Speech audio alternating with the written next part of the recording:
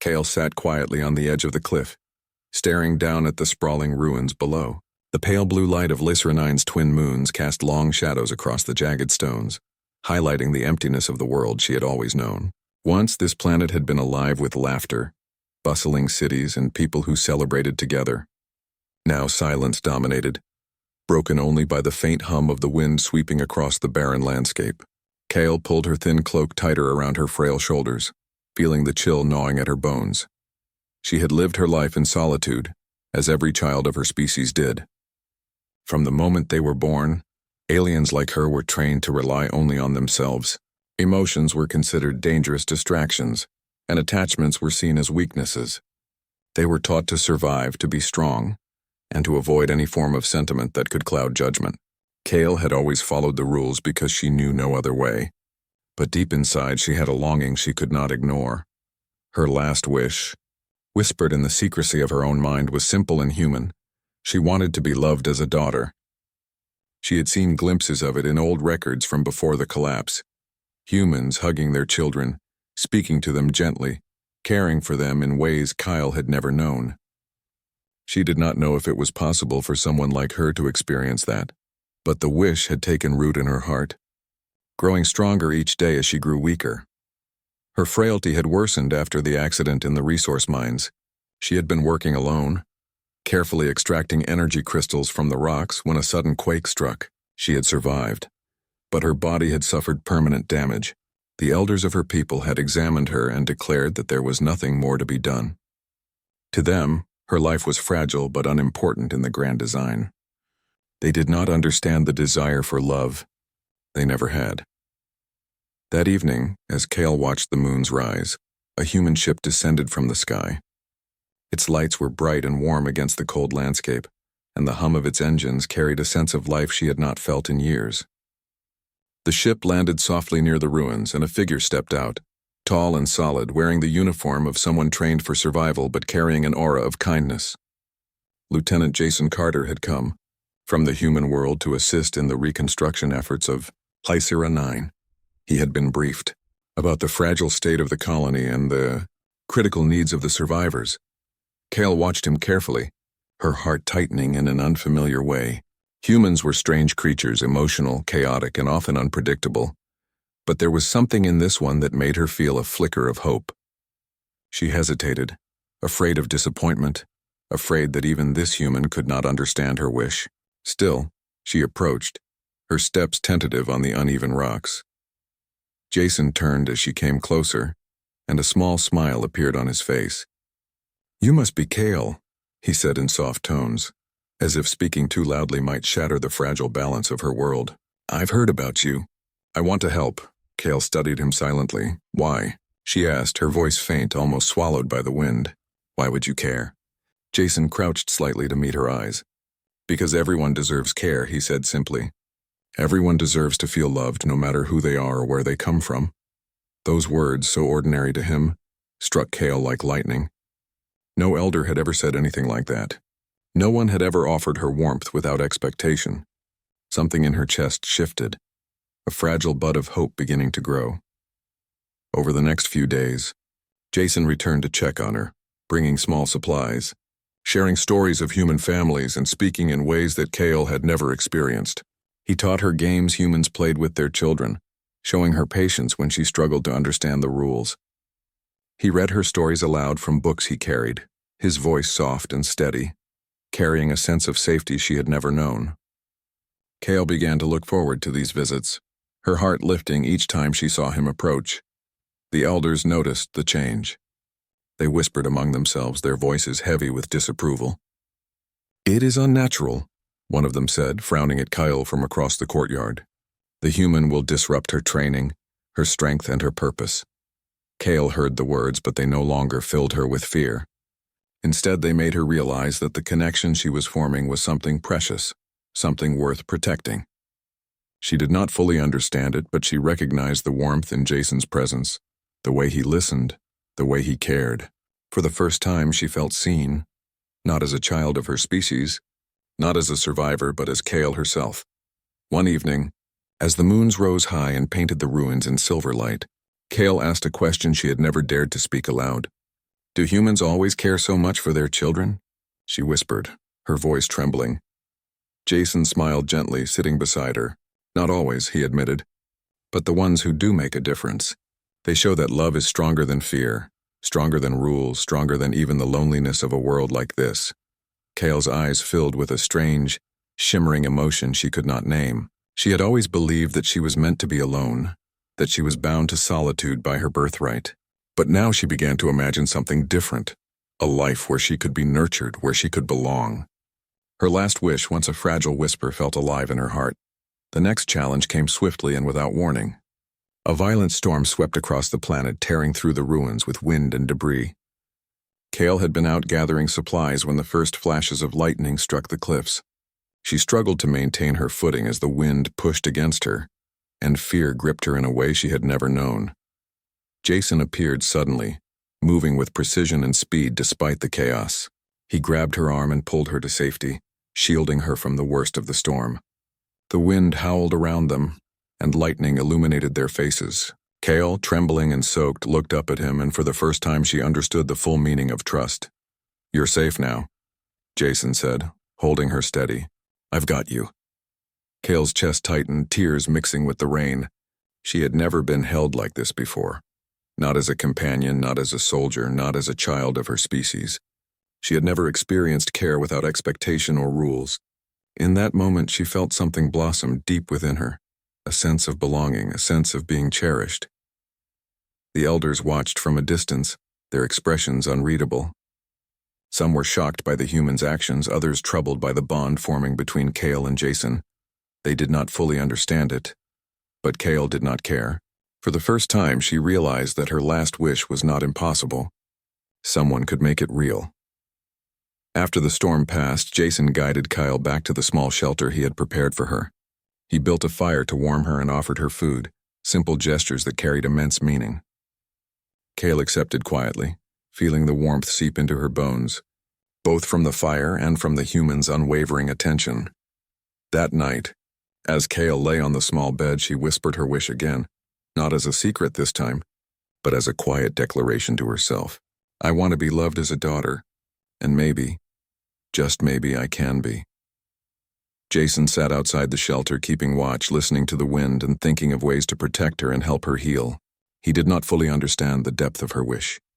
But he knew one thing: no one, not even the elders of Lysera 9, had the right to deny a child the chance to feel love. Days passed, and Kale grew stronger in ways she could not have imagined. Each visit from Jason brought new experiences: laughter, learning, companionship, and care. The alien girl who had once been alone in a silent, crumbling world now felt a spark of life she had thought impossible. She began to speak more, smile more, and trust more. The last wish she had whispered in the shadows of her loneliness was beginning to take shape in reality. Still, she knew the road ahead would not be easy. The elders' scrutiny was constant, and some disapproved of her growing bond with the human. But Kale was no longer afraid. She had learned that courage was not just about survival. It was about allowing oneself to hope, to trust, and to love. Part 1 ends with Kale standing once more at the cliff's edge, looking out at the moonlit ruins. She felt the warmth of Jason's hand on her shoulder, steady and reassuring. For the first time, she believed in the possibility of something extraordinary. Her last wish, the one she had whispered in secret for so long, was no longer a dream. It was beginning to come true, and the human who had entered her life was proving that even in the cold, lonely ruins of Lysera 9, love could exist, and it could heal a world. The morning after the storm, Lysera 9 was quiet, almost painfully so. The wind had died down, leaving the ruins dusted with scattered debris and broken fragments of structures. Kale stepped carefully over the rocks, her body stronger now, but still fragile. The memory of being swept almost away by the storm still lingered in her mind, but it was overshadowed by the warmth she had felt in Jason's presence. That warmth, that feeling of safety, had changed her. Jason was already there when she arrived at the cliff edge, scanning the horizon. "Morning," he said, smiling. "Looks like the storm didn't take everything." He gestured to the rocks and rubble, now gleaming under the pale twin suns. Kale smiled faintly, a feeling of peace settling over her. For the first time, she felt she could move forward, not just survive, but she knew the challenge ahead was not over. The elders had been watching her and their disapproval had grown. They could not understand the bond forming between her and the human. Kale's heart clenched at the thought, but she refused to let fear control her. She had experienced what it was to be cared for, even cherished, and she would not give that up lightly. Jason noticed her hesitation. "You're thinking about them," he said quietly. "Forget the rules for a moment.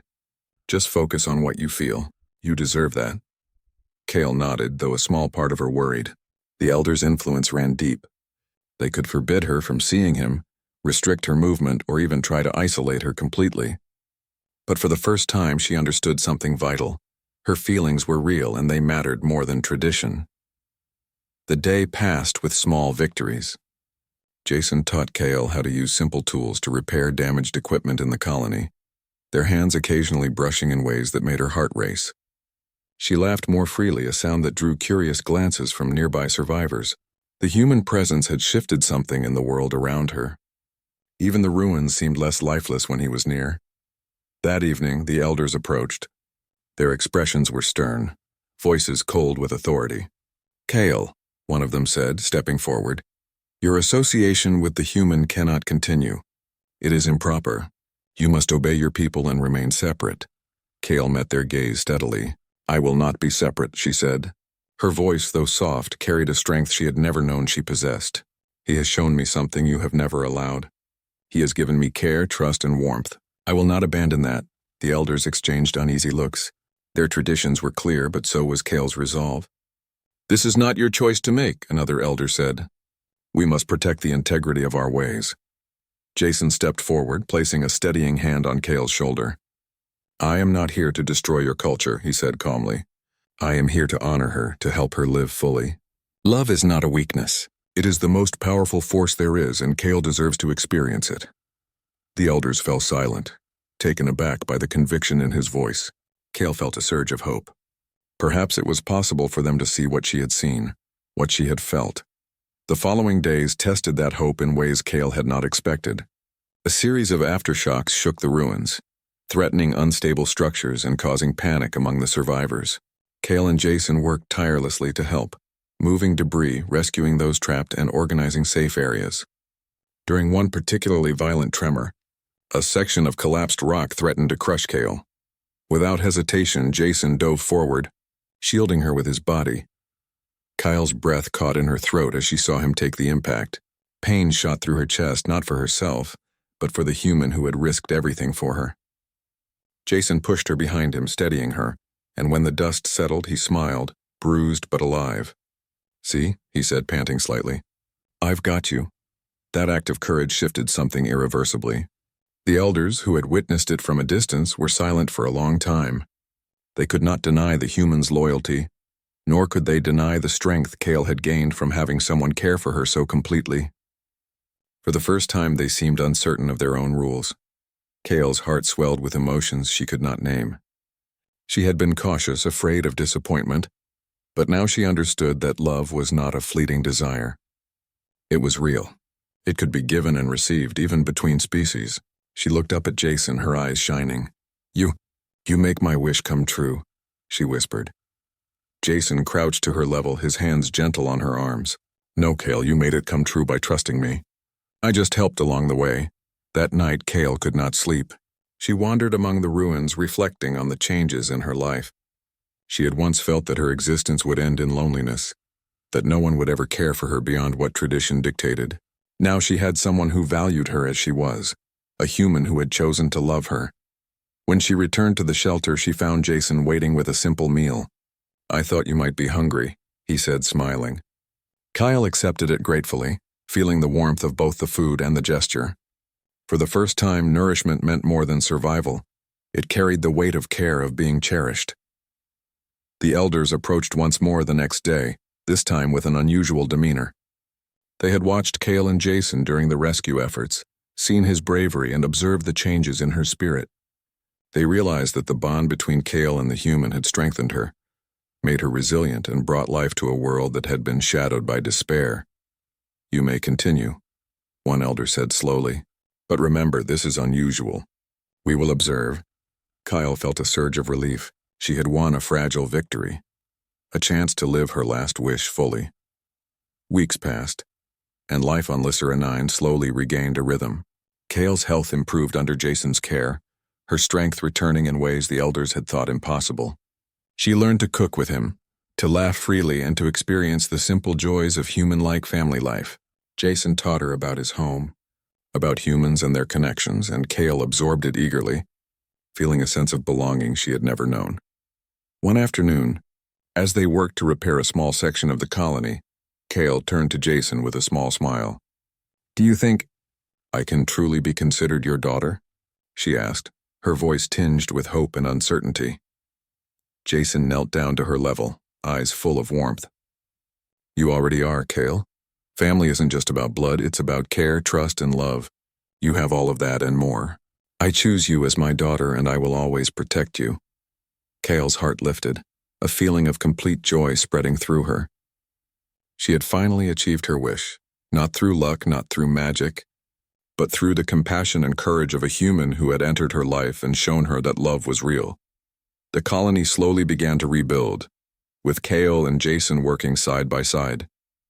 The other survivors, inspired by their bond, began to show care for one another in ways they had not before. Kale's influence, supported by Jason, began to change the culture of her people subtly.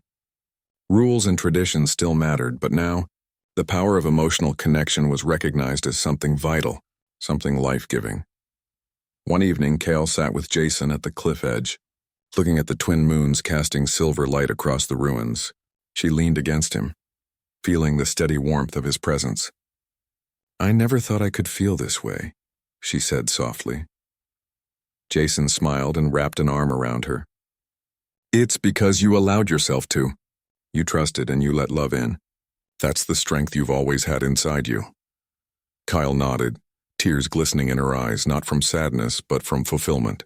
Her last wish, the one she had whispered in secret so many times, had come true. She was loved, cherished, and safe.